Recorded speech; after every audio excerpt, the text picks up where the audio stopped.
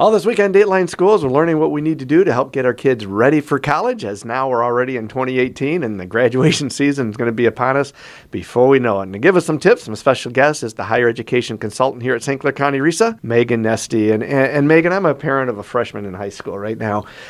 Where do we start with this whole college planning and even talking about that? Yeah, well, the first step is really just to start talking about it.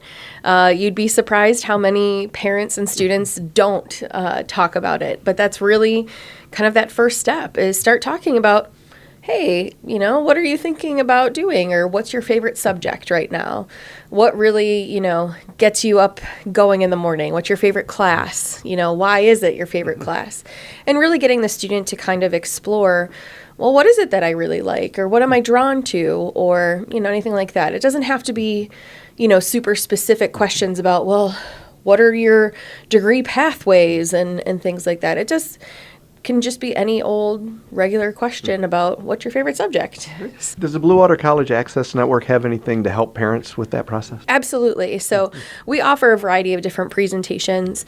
I will go out into different high schools and facilitate kind of an intro to college 101, because part of learning about post-secondary education is really learning about lingo that colleges use, all the different options that are out there for students, and, getting them to understand that the process, even just from 10 years ago, is so different now. And it's constantly changing, which is always a fun challenge. But, finding out the more the student knows about themselves, the easier it will be to kind of figure out their next steps towards life after high school. The college application process and all that, there's all kinds of deadlines and things. What are some of the deadlines we as parents need to be looking for? Yes, and a lot of the deadlines happen in the senior year of high school. So most of the time students can't apply for admission until senior year. They can't file their FAFSA until their senior year.